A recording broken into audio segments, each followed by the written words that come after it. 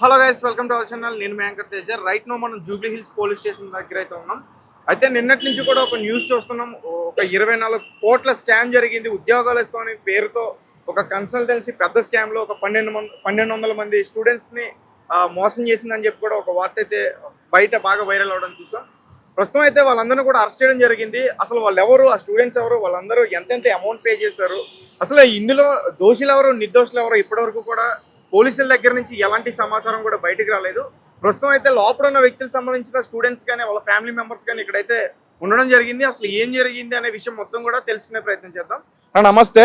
ఇప్పటి వరకు కూడా 8 మందిని అరెస్ట్ చేశారని చెప్పేసి అంటున్నారు.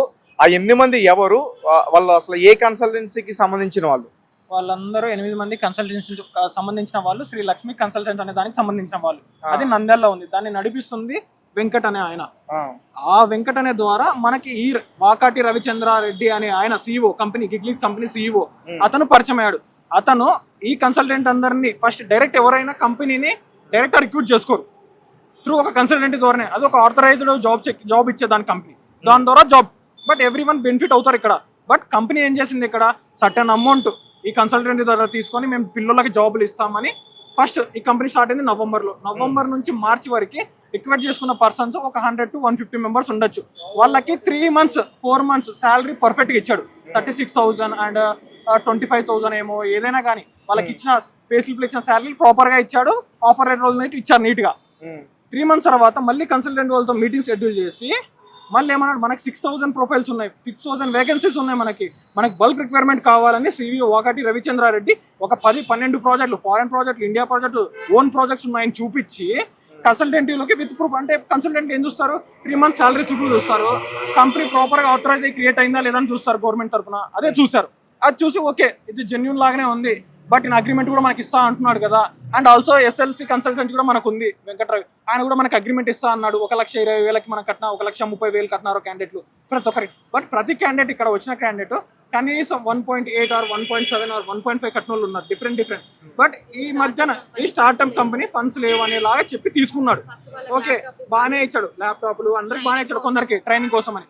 తర్వాత 4th month నుంచి స్టార్ట్ చేశాడు, ఎక్కువ మందిని రిక్వెస్ట్ చేస్తున్నాడు. 4th month నుంచి ఇలా జరిగిన గ్యామ్లింగ్ అంటే 4th, 5th, 6th month, April, May and June శాలరీలు ఇస్తా, రేపు ఇస్తా, ఎల్లుండి ఇస్తా, ఎల్లుండి ఇస్తా, రేపు ఇస్తా, మొన్నాడు ఇస్తా అని ప్రతి దానికి మీటింగ్లో చెప్తా వస్తున్నాడు. నా దగ్గర 150 crores ఉన్నాయి, ఫారెన్ అకౌంట్లో ఇరుక్కుపోయినాయి. ఎందుకు ఇరుక్కుపోయినాయి అని స్టూడెంట్స్ మీటింగ్లో క్వశ్చన్ వేస్తే మా సిస్టర్ వాకాటి చంద్రిక అనే ఆమె, నంద్యాల చాందిని, వాకాటి చాందిని అనే ఆమె, చాందిని రెడ్డి నంద్యాల MP క్యాండిడేట్గా రింగ్ గుర్తుకు నిలబడింది ఆమె, ఇండిపెండెంట్ క్యాండిడేట్ గా. అండ్ ఆల్సో ఇతను ఆ చుట్టుపక్కల ఉన్న ఒక గ్రామానికి వెళ్ళి ఆంజనేయ స్వామి టెంపుల్ కి 1 crore rupees ఇస్తామని ఒక చెక్కు మీద సైన్ చేశాడు. ఆ చెక్కు మీద ఓకే చేస్తాడు, ఓకే దేవుడి మీద ఒక నమ్మకం ఉంచినారు, చెప్పినాడు. ఆ చుట్టుపక్కల ఓకే చాలా మంచోడు అది అనుకొని అదొక ఇన్ఫ్లుయెన్స్. దాని ద్వారా కూడా ఓట్లు, అది కూడా వెంకట అనే ద్వారా వచ్చారు, అయ్యింది. ఓకే ప్రాబ్లం ఏం లేదు, నంద్యాల ఓకే అదంతా జరిగింది. జరిగినాక ఏం చేస్తారు, ఇక్కడ మెయిన్ ప్లాన్ ఏంది, అయ్యింది. ఒక 1 month అంటే హోల్డ్ చేయొచ్చు కన్సల్టెంట్ని. ప్రతి 2 months 3 months అంటే కన్సల్టెంట్ వాళ్ళు ఏం చేశారు, ప్రెజర్ ఎక్కువ పెరుగుతుంది కదా అని కొందరు EMI లాగా తెచ్చుకుంటారు, వాళ్ళకి EMI పే చేశారు వాళ్ళు.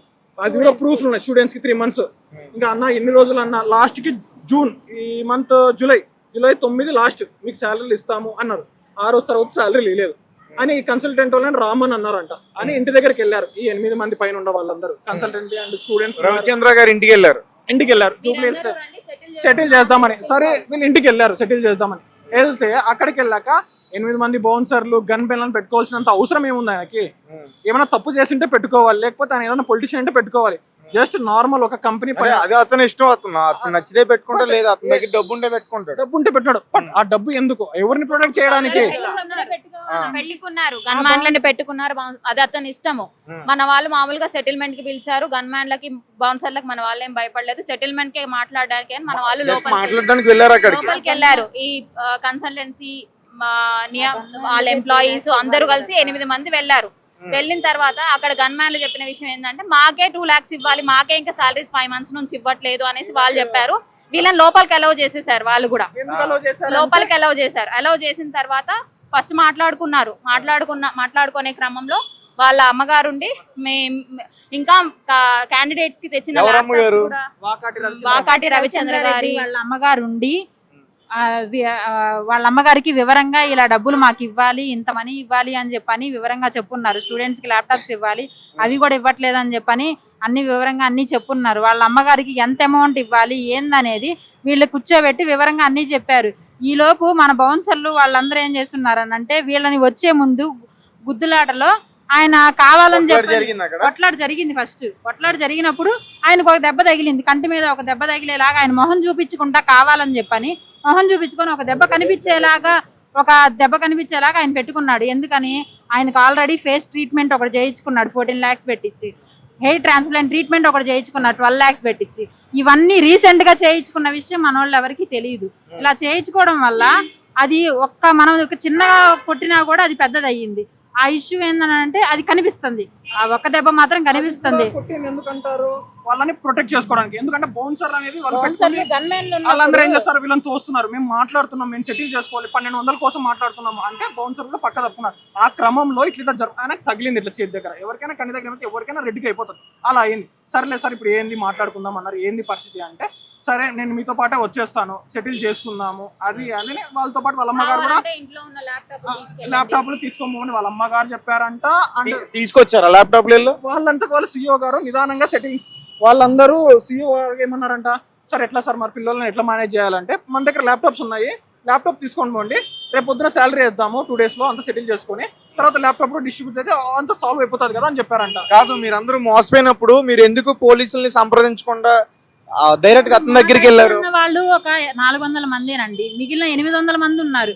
ఇప్పుడు మేము 400 మంది కోసం ఆలోచించి మేము కేసులు పెట్టిస్తే మిగిలిన 800 మంది పానిక్ అవుతారు. పానిక్ అయ్యి ఆల్రెడీ ఆయన ఒకవేళ నిజంగానే ఆయన దగ్గర ప్రాజెక్ట్స్ ఉండి మనకి ఎవరన్నా రాంగ్ ఇన్ఫర్మేషన్ ఇచ్చి ఉంటే మనమే తప్పు చేసిన వాళ్ళం అవుతామని చెప్పని అనుకున్నాం. కానీ మనకు రైట్ ఇన్ఫర్మేషనే ఇచ్చారు. ఎవరు? వెంకట్ కన్సల్టెన్సీ అనే వ్యక్తి మనకి ఎప్పుడైతే జిగ్లీస్ని పరిచయం చేసిన ఫస్ట్ వ్యక్తి ఉన్నారో అతనే మనకి ఇవన్నీ ఇన్ఫర్మేషన్ ఇచ్చాడు. అతనే ఇన్ఫర్మేషన్ ఇచ్చి అతని దగ్గరే నా డబ్బులు ఉన్నాయి, మనం అతని దగ్గరే తీసుకోవాలి పదండి అని చెప్పని ఈ వాకాటి రవిచంద్రారెడ్డి సీఈఓ ఎవరైతే ఉన్నారో పదండి మనం బయటికి వెళ్ళి సెటిల్ చేసుకుందాం, మాట్లాడుకుందాం అని చెప్పని వాళ్ళ అమ్మగారికి చెప్పి వాళ్ళ అమ్మగారి అంగీకారంతోనే బయటకు వచ్చారు. బయటకు వచ్చి ఒక 1 day అటు ఇటు తిరిగారు. నెక్స్ట్ డేకి వెంకట్ ఇక్కడ ఓఆర్ఆర్ దగ్గరికి వస్తున్నారు అటు నుంచి, వాళ్ళ ఊరు నుంచి. మనం కూడా అక్కడికి వెళ్ళి అక్కడన్నా ఉండి స్టే అయ్యి వాళ్ళ దగ్గర నుంచి మనీ తీసుకుందామని అంటే అక్కడ వీళ్ళు ఉండడం జరిగింది. వాళ్ళు ఉండగానే ఈయన ఎప్పుడైతే ఆ ముందు రోజు కిడ్నాప్ అయ్యి మామూలు తీసుకెళ్ళి ఉన్నారో వీళ్ళు బయటికి తీసుకెళ్ళినప్పుడున్నాడు. ఆ తర్వాత రోజు కంపెనీతో వీళ్ళు ఈయన కావాల్సిన మీటింగ్స్ అన్ని పెట్టుకుంటానే ఉన్నాడు, వాళ్ళ అమ్మగారితో మాట్లాడుకుంటున్నాడు. ఈయన ఏమన్నా కాదు, ఇప్పుడు అంతమంది బౌన్సర్లు ఉన్నారు, గన్మెన్లు ఉన్నారు, వాళ్ళందరినీ కాకుండా ఇతను బయటకు వచ్చి కిడ్నాప్ చేయబడ్డా? కిడ్నాప్ చేయబడ్డాడు అని చెప్పని వాళ్ళ అమ్మ కావాలని కేసు పెట్టారు. ఎందుకు పెట్టారు? ఇప్పుడు వాళ్ళ అమ్మగారికి కిడ్నాప్ చేశారని చెప్పని అనిపిస్తే వాళ్ళ అమ్మగారు ఫిలిం నగర్ లో ఉంటారు, జూబ్లీ హిల్స్ రావడానికి వాళ్ళ అమ్మగారికి ఎంత టైం పట్టిద్ది? ఇది వాళ్ళ అమ్మగారికి తెలియలేని విషయమా? వాళ్ళ అమ్మగారు ఏమి చదువుకోని వ్యక్తి కాదు, వాళ్ళ అబ్బాయి ఏమి చదువుకోని వ్యక్తి కాదు. వాళ్ళ మినిమం నాలెడ్జ్ అనేది ఎవరికైనా ఉండిద్ది. అక్కడ నుంచి ఇక్కడికి రావడానికి మనకి ఎంత సమయం పట్టింది? ఫిలిం నగర్ లో ఉన్న మనకి ఇక్కడికి రావడానికి ఎంత సమయం పట్టిద్ది అనేది ఆలోచించుకున్నప్పుడు వాళ్ళ అమ్మగారు వెంటనే వచ్చి కిడ్నాప్ కేసు పెట్టుకోవాలి. వాళ్ళ అమ్మగారు పెట్టే పని అయితే 1.5 రోజు తర్వాత వాళ్ళ అమ్మగారు వచ్చి ఇలా కావాలని కిడ్నాప్ కేసు ఎందుకు పెట్టారు అంటే మనకి ఇవ్వాల్సిన డబ్బులని వాళ్ళ అమ్మగారికి తెలుసు కాబట్టి, ఎంత ఇవ్వాలి ఏందనేది వివరంగా వాళ్ళ అమ్మగారికి తెలుసు కాబట్టి ఈ డబ్బులని మనము ఇప్పుడు ఈ కిడ్నాప్ కేసు అనే డ్రామా ఒకటి మనం ఆడామంటే వీళ్ళకి డబ్బులు ఇవ్వాల్సిన అవసరం ఉండదు, వీళ్ళని కావాలని చెప్పని ఇట్లాంటి కేసుల్లో పెద్ద కేసుల్లో ఇరికిచ్చేసి మనం ఎస్కేప్ అయిపోవాలి అని చెప్పని ఒక డ్రామా వేసుకొని వాళ్ళ అమ్మగారు 1.5 రోజు తర్వాత వచ్చి కిడ్నాప్ కేసు అనే డ్రామా ఇక్కడ ఆడారు. అందువల్ల అక్కడ కిడ్నాప్ వ్యక్తికి ఫోన్లు ఎందుకుంటే ల్యాప్టాప్ ఇచ్చి మీటింగ్ ఎందుకు అటెండ్ అవుతారు? అసలు అక్కడ స్పాట్ లో దొరికినప్పుడు ఆయన్ని పోలీసులు వీడియో తీశారు.